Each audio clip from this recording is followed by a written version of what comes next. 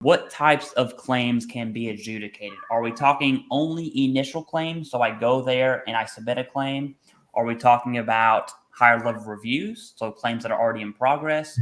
Are we talking about a claim that's been denied and now I need to do a supplemental? Are all of those covered? Do you only cover initial claims? I mean, what does that picture look like?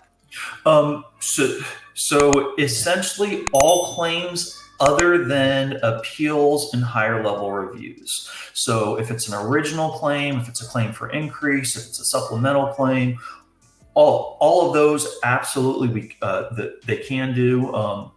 There will be some specialty claims that they might not be able to adjudicate there.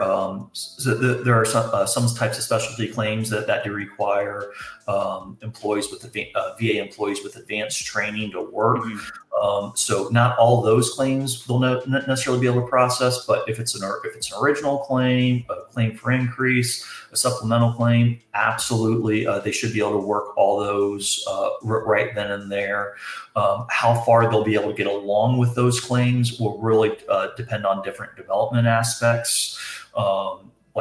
Are all the records that VA needs, are all those federal records that VA already has access to, or they need private treatment records, and that'll really kind of depend on how far along they can process those claims. But I apologize, I was going beyond the question that you asked. No, that's great. That's great. That's what veterans need to know. And it kind of goes, I have another question is, if a veteran does decide to go to the claim clinic, like they have private medical records, or they have access to their service treatment records from the Marine Corps or wherever, what should they do to prepare to come to the claim clinic? Should they bring anything with them? What should they bring? What should they not bring? What does that look like?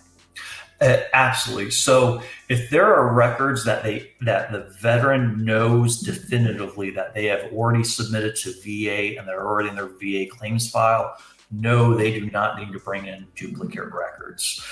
If there's any private evidence that they have, private treatment records, lay statements, witness statements, things like that, please bring those in.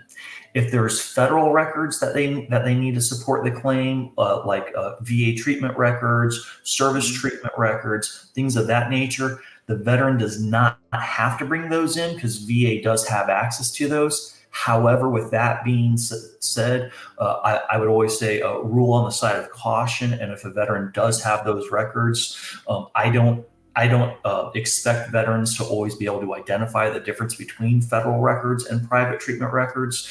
If they're able to, great, but if not, just bring whatever evidence that they have to support their claim. Again, federal records, VA can get those, but I don't expect veterans to always be able to distinguish between those.